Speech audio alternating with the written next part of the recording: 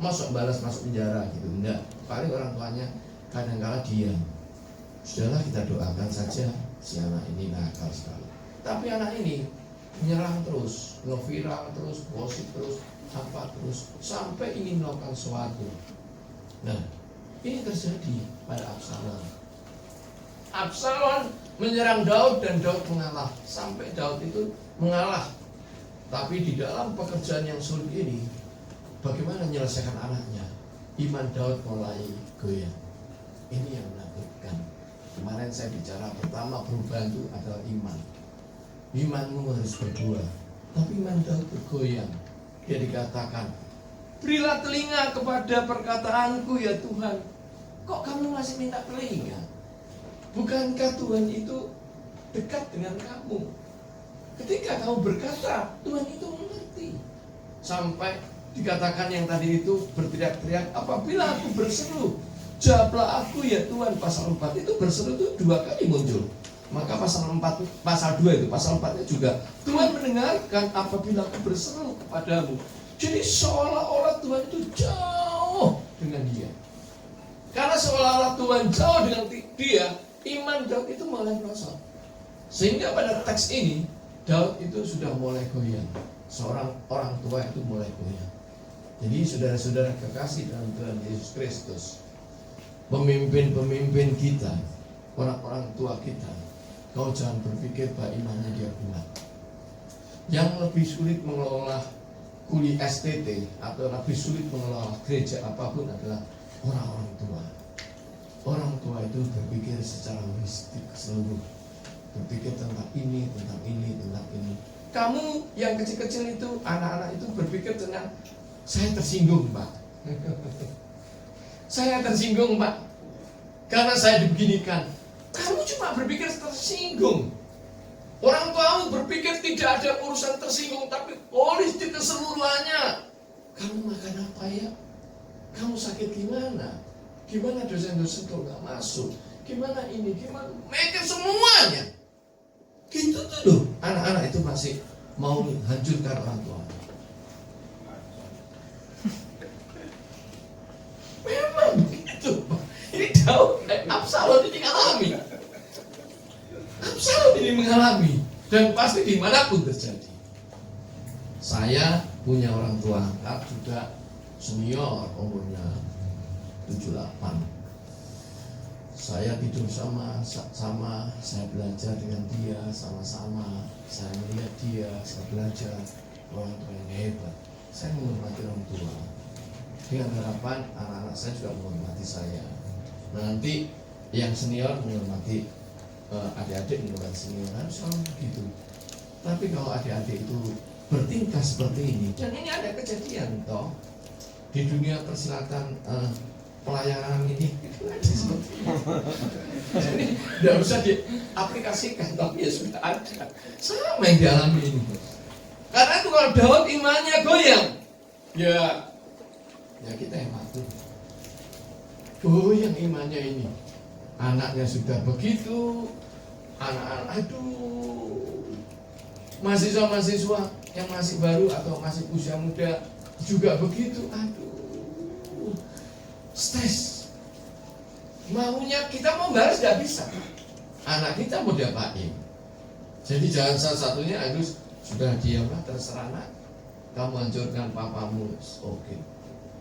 Kamu bunuh papamu masuk penjara, oke. Tapi kita tidak punya hak untuk menghukum dia.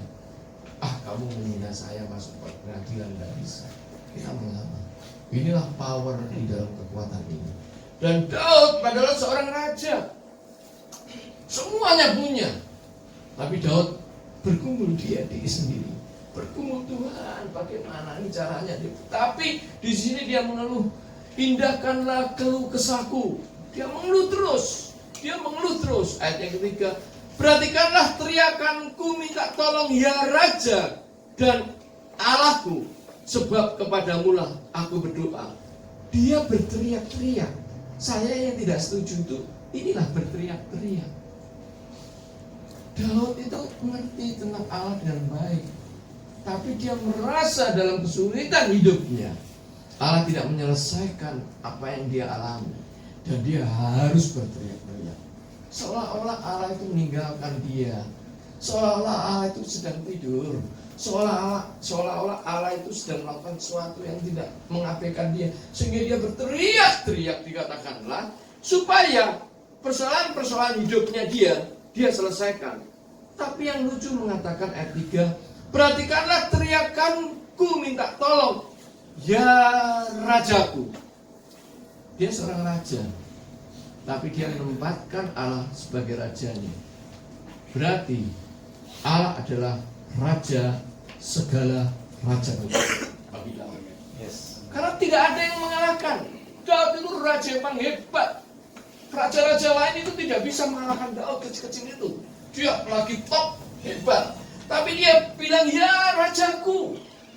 Maka kalau Daud bilang, ya rajaku, karena itu dia harus menempatkan diri tunduk kepada raja itu, dan dia menunggu perintah rajanya. Apa yang harus aku lakukan? Seorang Daud raja, tapi dia menempatkan diri. Kalau dia mengatakan, dan Allahku, Allah itu Elohim, itu pencipta. Beresit, gue beresit, pada mula bara mencipta Elohim. Berarti pada mula Elohim menciptakan langit itu dan bumi itu. Kalau dia dalam posisi Elohim, maka dikatakan adalah dia orang oknum atau Allah yang mencipta. Kalau Allah itu Allah yang mencipta, Allah itu memelihara, menjaga, memprotek ciptaannya. Sehingga tidak perlu khawatir kalau kamu mengalami suatu kesulitan hidup. Kamu ingatlah pada yang menciptakan kamu. Yang menciptakan saya adalah papa mama. Mintalah sama papa mama. Tidak bisa, yang mintalah sama Tuhan yang menciptakan manusia. Yang menciptakan. Dan ini Daud mengatakan pada rajaku dan Allahku. Berarti bagi Daud, rajaku menyembah, meminta perintah. Apa yang harus aku lakukan di dalam kesulitan seperti begini? Dan dia berkata kepada Allah, Tuhan Allah, protek aku, pelihara aku, cukupin aku, mampukan aku, pelihara supaya aku bisa menyelesaikan semua persoalan-persoalan yang aku hadapi. Sehingga dia mengatakan, perhatikanlah teriakanku, minta tolong. Imannya turun, ya rajaku dan Allahku, sebab kepadamulah aku berdoa. Meskipun imannya Daud goyah turun, tapi dia masih fokus kepada Allah. Banyak orang yang imannya turun, lalu dia fokus kepada yang lain, pindah yang lain. Kalau kamu putus pacar, dapat pacar baru itu biasa. Tapi ini bukan masalah pacar, ini masalah iman. Masalah iman, masalah imanmu dalam Kristus Yesus. Seumur hidup imanmu adalah Kristus Yesus. Tidak bisa dirubah.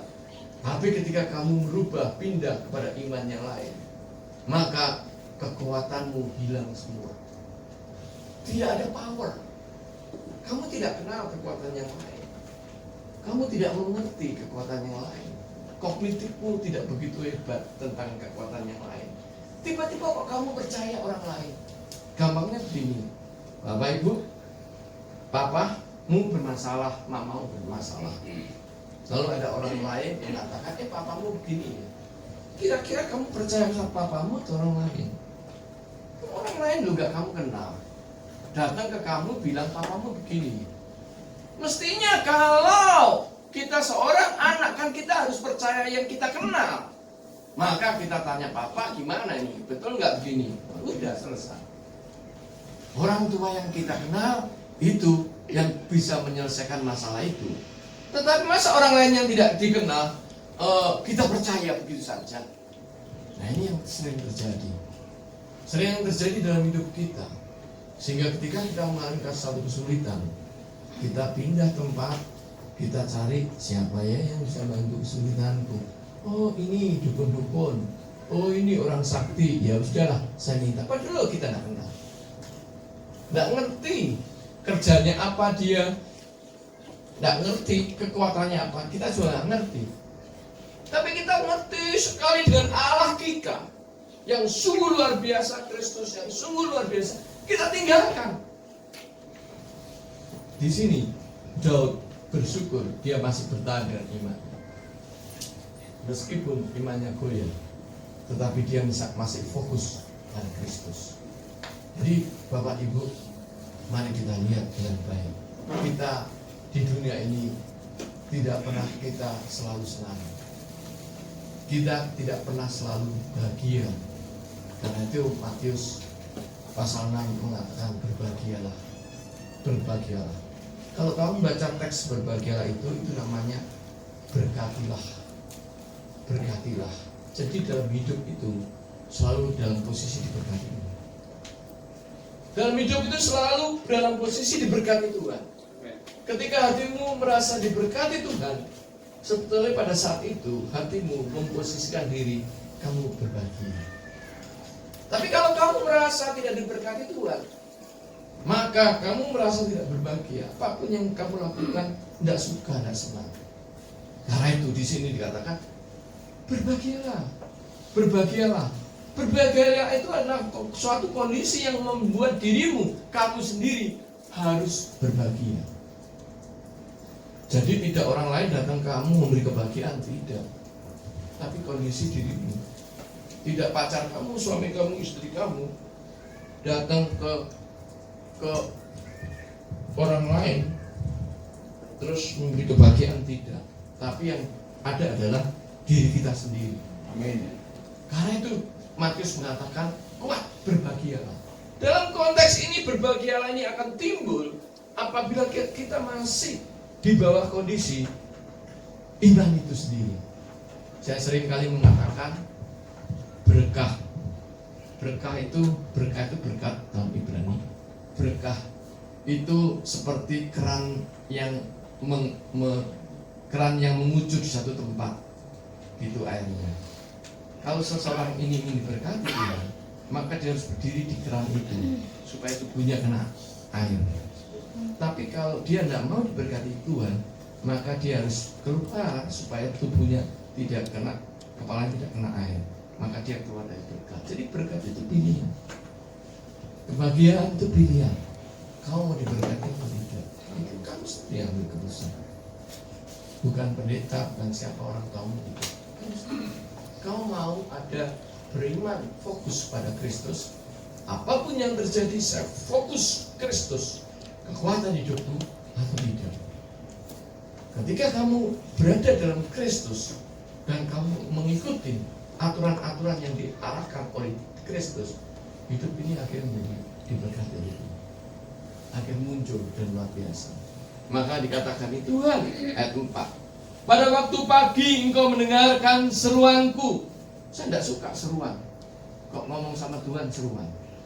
Pada waktu pagi aku mengatur persembahan bagimu dan aku menunggu-nunggu.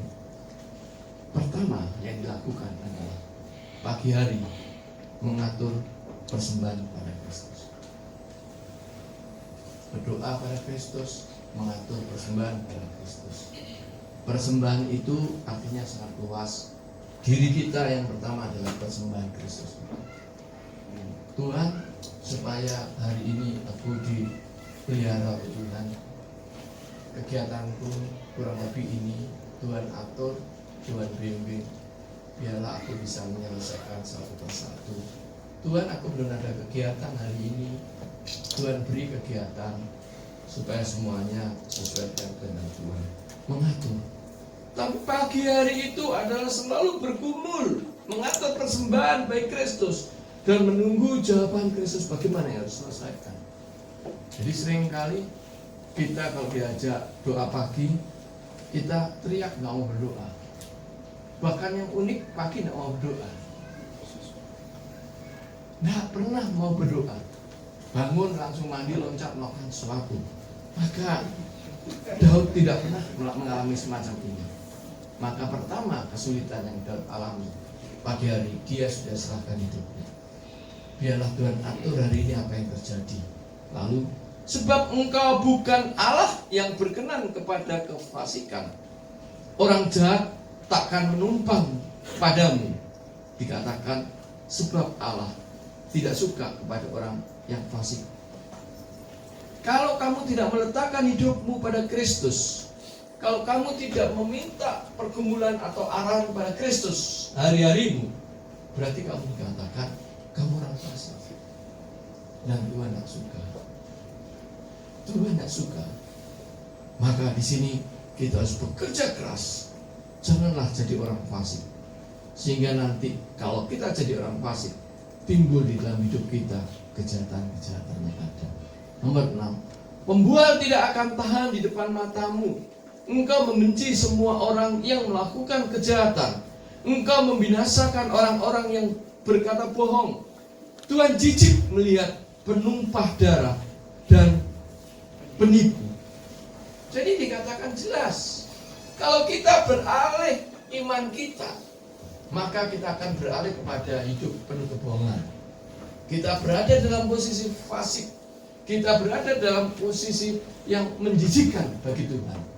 Maka kalau itu terjadi pada hidup kita, maka kita sudah tahu kamu ini orang jahat. Kalau kamu orang jahat, kamu ada di gereja, dan gereja itu isinya kayak kamu semua. Gereja itu isinya orang jahat. Iya. Terus gimana sekarang kita atur? Jahat semua, pendetanya juga orang jahat. Sampai kalau pendetanya sedang khotbah gini, yang di belakang bilang, "Allah Pak, khotbah, nanti turun mimbar kayak gitu lagi."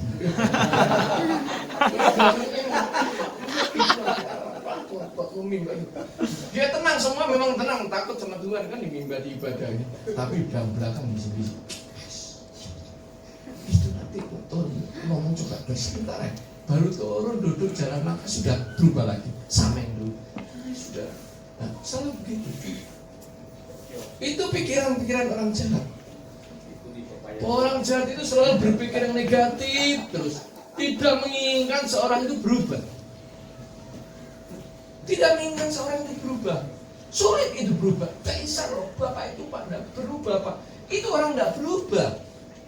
Apapun kamu, kita kasih kegiatan apa tidak berubah. Tapi saudara, emangnya berubah seseorang itu kamu tentukan. Kalau seseorang ingin berubah itu karena perbuatanmu dia berubah, belum tentu. Perubahan yang kemarin saya sudah kasih tahu itu banyak sekali caranya, dan memang kita harus sama-sama berubah. Maka dikatakan janganlah jadi orang jahat. Orang jahat itu yang paling umum adalah jahatin orang. Yang paling umum adalah bisikin kejahatan orang.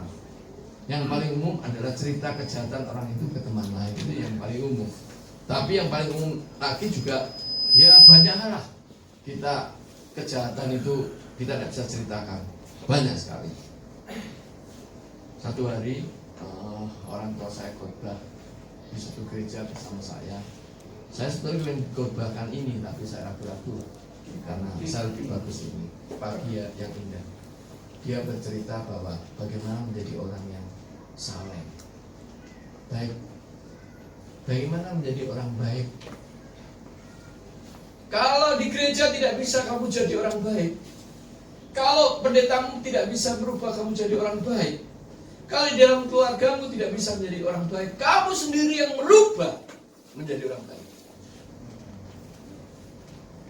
Kalau kamu tidak bisa dirubah menjadi orang baik karena kejahatanmu oleh pendeta, karena guru-gurumu, oleh teman kamu, kamu sendiri harus mengubah dirimu jadi orang baik. Jadi kebaikan itu dikatakan bisa dirubah karena diri sendiri. Bukankah Roh Kudus ada di dalam dirimu? Bukankah Roh Kudus itu siap merubah kita? Sehingga perubahan ini yang harus terjadi dalam hidup kita. Dia bilang sulit cari orang baik. Di gereja ini sekarang sulit cari orang baik. Saya bilang bukan di gereja saja, Pak, tapi di sekolah juga sulit. Ya, saya tidak sulit cari orang baik. Setiap hari itu dia tugasnya A, dia tidak pernah melakukan kerjaannya, dia melakukan kerjaan pribadinya. Tapi giliran gajinya terlambat dia teriak-teriak.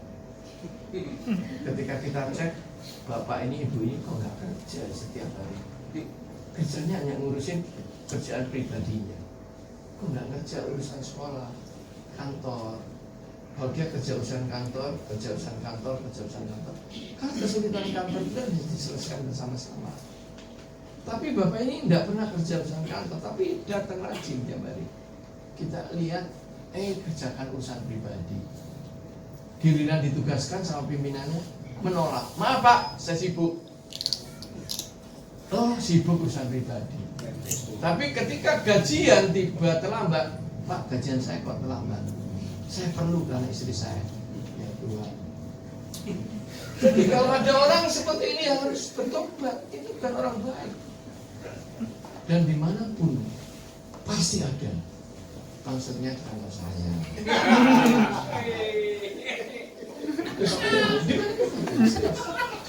Jadi teman-teman harus tahu. Saya ngomong belak-belak. Saya alami juga. Jadi seorang pemimpin itu dia kerja harus mengerjakan kerjaannya yang sudah ditugaskan oleh sekolah. Kecuali dia bilang, Pak, saya relawannya, maksudnya tidak ada dikaji gitu ya. Sudah oke, you bebas lakukan apa yang mau. Tapi tidak, dia tunggu-tunggu. Kok belum Pak?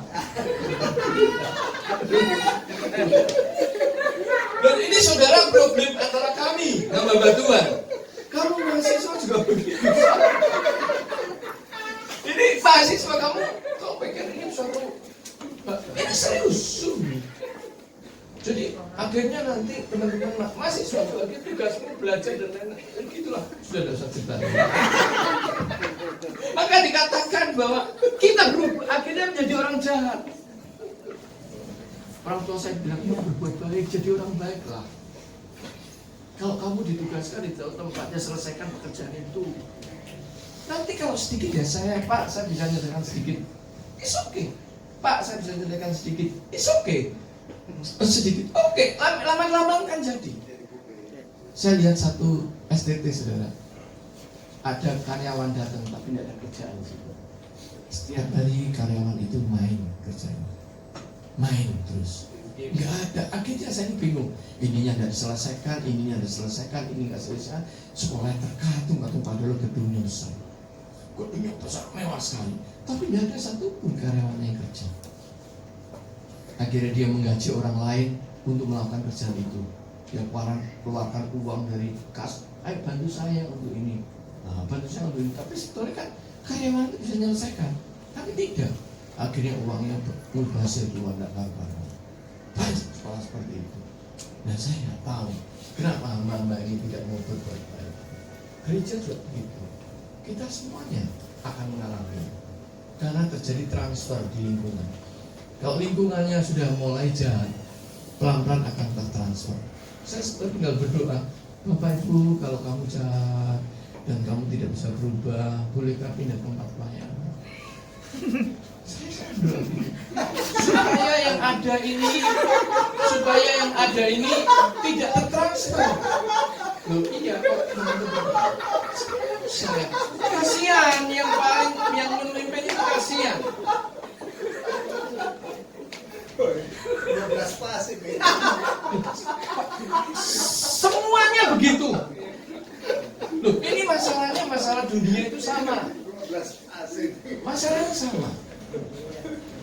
Jadi memang kita harus mengerti, kita berjuang di dalam satu kelompok. Daud mengalaminya ini, dia sudah teriak-teriak nih sama Allah nih. Gimana Pak, imannya sudah goyah nih, tidak percaya sama Allah nih. Tapi hebatnya dia masih fokus pada Allah. Masih percaya bahwa Kristus menjaga dia. Sehingga ayat 8 inilah yang saya bangga dengan Daud.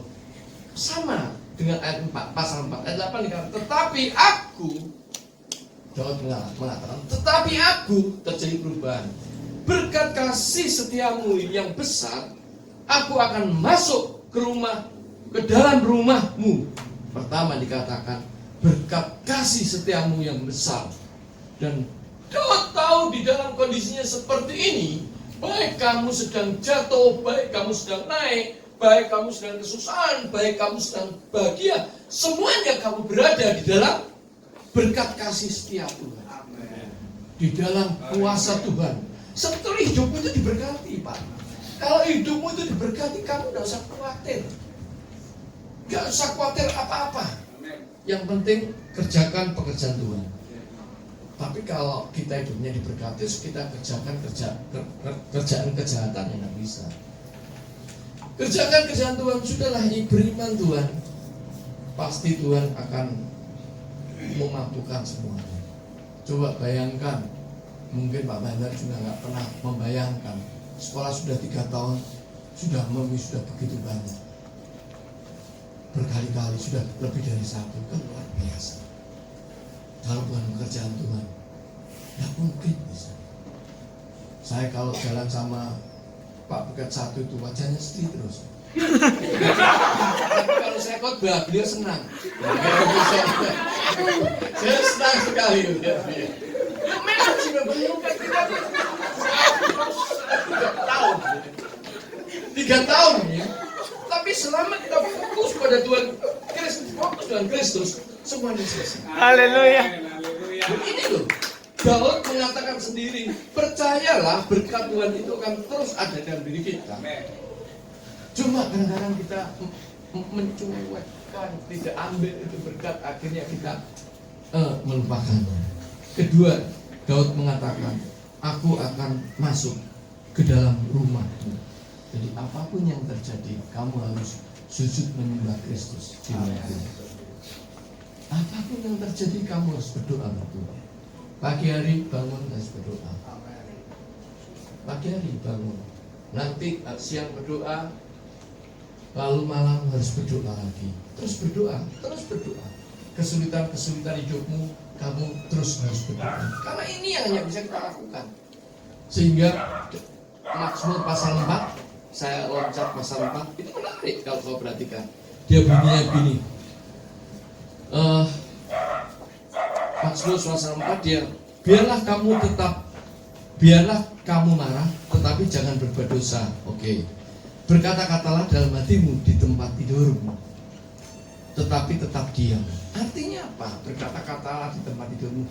Mazmur pasal 4 itu kan doa pada malam hari, mengajarkan kalau engkau mengalami satu kesulitan hidupmu. Kesulitan hidupmu itu sudah memuncak, sudah bagaimana caranya? Kamu malam hari, kamu berdoa pada Tuhan. Kamu sujud di hadapan Tuhan dan kamu utarakan persoalan-persoalan hidupmu kepada Tuhan. Maka disitu dikatakan Tuhan akan menyelesaikan. Sehingga di pasal 4 itu kalau kamu baca bagian akhir, dia akan bisa tidur dengan nyenyak. Dikatakan maka dengan gitu, aku akan masuk dalam rumahmu. Jadi jangan meninggalkan Tuhan, jangan menjauhi Tuhan. Apapun semakin kamu sulit, kamu semakin harus bersama Tuhan. Semakin kamu berhasil, kamu harus semakin bersama Tuhan. Amin. Daud mengalaminya. Maka yang ketiga, Daud mengatakan, sujud menyembah ke arah baitmu yang kudus dengan takut akan Engkau.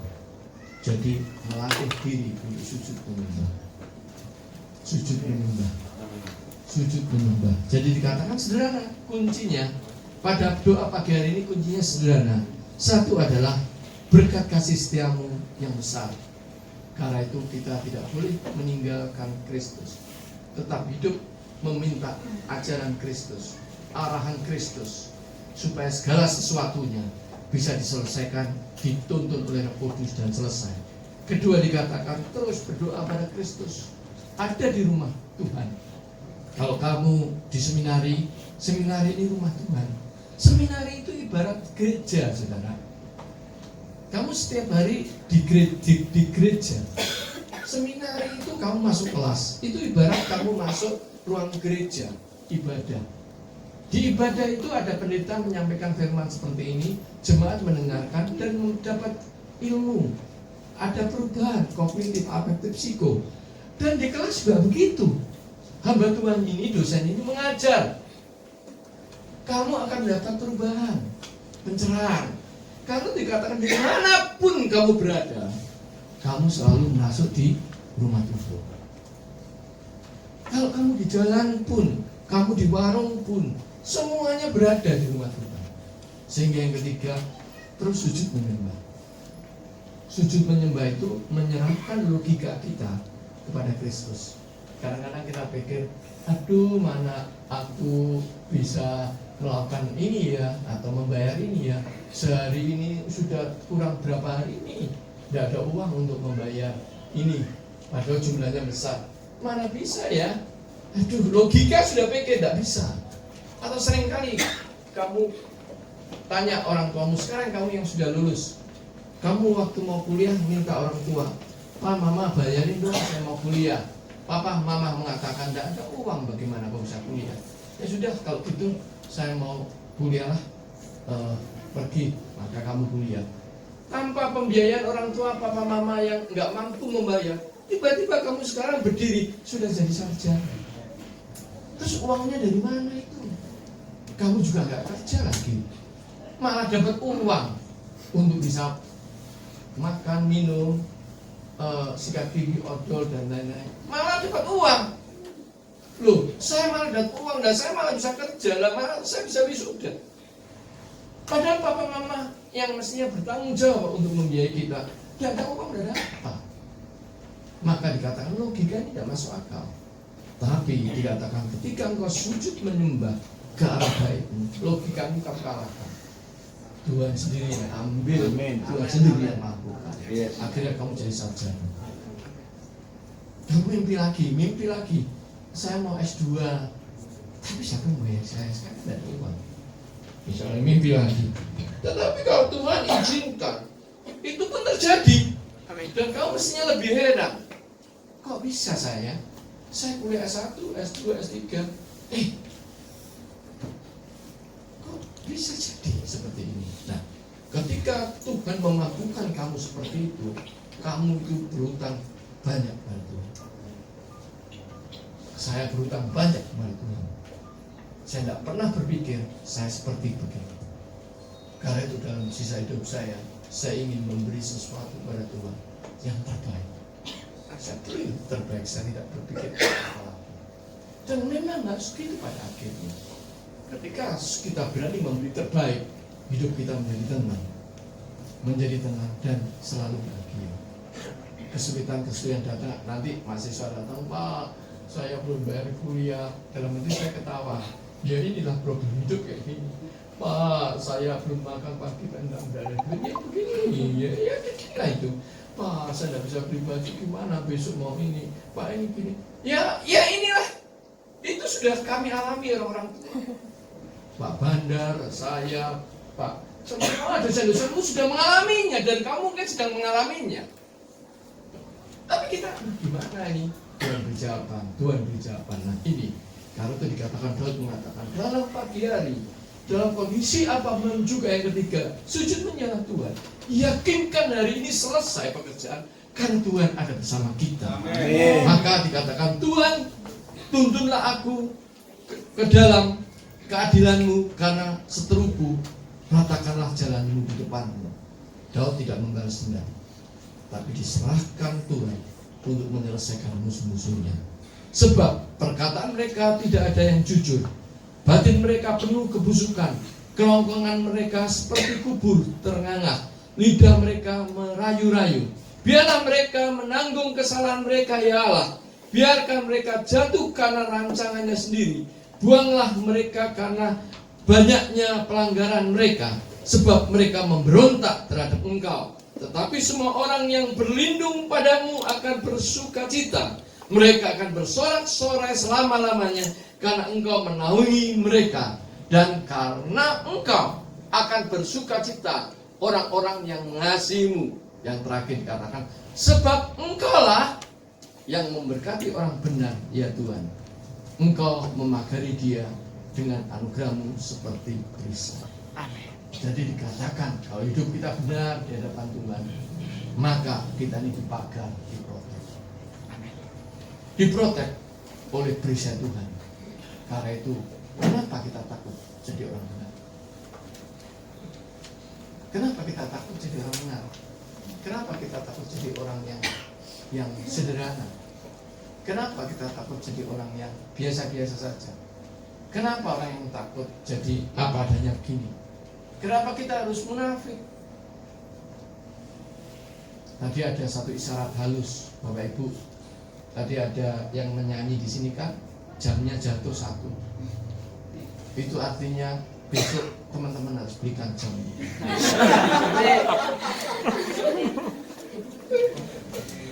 Kalau saya pekai, langsung saya ajak itu habis ini untuk beli jam.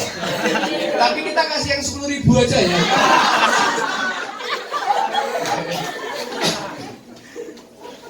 Mari kita berdoa. Saudara, mari kita berdoa.